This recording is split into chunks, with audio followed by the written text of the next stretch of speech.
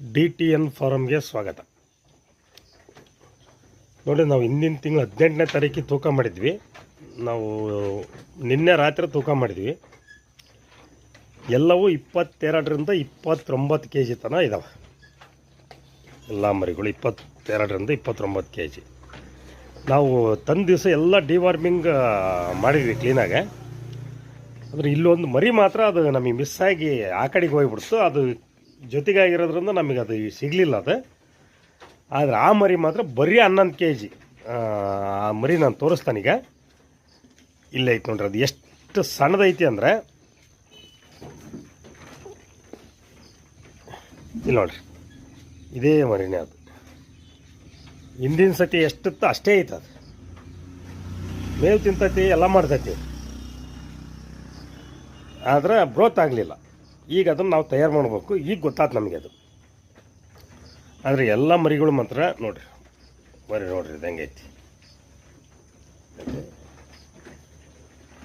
ಎಲ್ಲ ಮರಿಗಳನ್ನು ಭಾಳ ಚೆನ್ನಾಗಿ ತಿಂತಾ ಇದ್ದಾವೆ. ಫುಡ್ ಆಗಲಿ ಅದನ್ನು ಮೇಯಿಸ್ತವೆ. ನಾವು ಯಾವುದೇ ಲೇಬರ್ನ ಇಟ್ಟಿಲ್ಲ, ನಾವೇ ಮನೆಯವರೇ, ನಾನೇ ಮಾಡ್ತಾನೆ. ಇದು ಕರೆಕ್ಟಾಗಿ ನೋಡ್ತಾ ಇದ್ದಾನೆ, ಯಾವಾಗ ತಿಂತತಿ, ಏನು ಯಾವ್ದು ಜಾಸ್ತಿ ತಿಂತತಿ, ಕಮ್ಮಿ ತಿಂತತಿ ಅಂತಂದು. ಇವಾಗ ಅವರೇಜ್ 25 kg ಇದಾವೆ ಟೋಟಲ್. 27ರದ್ದು ಬಂತು, 23ರದ್ದು ಬಂತು, 25 kg ಇದಾವೆ. ನಮ್ಮ ಹತ್ರಕ್ಕೆ ಬಂದಿವು 1 ತಿಂಗಳ ಮೇಲೆ 18 ದಿವಸ ಆಗೈತಿ ನಮ್ಮ ಹತ್ರಕ್ಕೆ ಬಂದು. ನೋಡಿರಿ, ನೀವು ಮರಿ ನೋಡ್ಬೋದು. ಯಾವ ಒಂದು ಚೂರು ಏನು ಪ್ರಾಬ್ಲಮ್ ಇಲ್ದಂಗೆ ಇದಾವೆ. ಭಾಳ ಚೆನ್ನಾಗಿದಾವೆ ಮರಿ ಮಾತ್ರ. ನೋಡಿರಿ,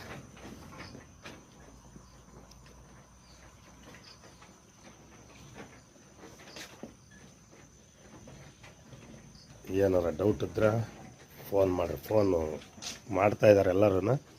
ನನಗೆ ಗೊತ್ತಿರೋದನ್ನು ಹೇಳ್ತೀನಿ, ಯಾಕಂದ್ರೆ ನಾವು ಹೊಸ್ದಾಗಿರೋದ್ರಿಂದ ನಾನು ಏನು ಮಾಡ್ತಾಯಿದ್ದಾನೋ ಅದನ್ನಷ್ಟೇ ಹೇಳೋದು. ಯಾಕಂದರೆ ಈಗ ನಮಗೂ ಅನುಭವ ಇಲ್ಲ. ನೋಡ್ರಿ ಹೆಂಗೈತೆ ಮರಿ ಐತಿ. ನನಗೇನು ಅದು ನೋಡಿರಿ, ಈಗ ಡಿವಾರ್ಮಿಂಗ್ ಮಾಡೋದ್ರಿಂದ ಜಂತುನಾಶಕದ ಪ್ರಾಬ್ಲಮ್ ಆತ, ಅದನ್ನು ಹೇಳಿದೆ. ಆ ಟೈಪ್ ನನಗೇನು ಗೊತ್ತಿರ್ತದೆ ಅದನ್ನು ಸ್ಪಷ್ಟವಾಗಿ ಕ್ಲೀನಾಗಿ ಹೇಳ್ತೇನೆ. Thank you.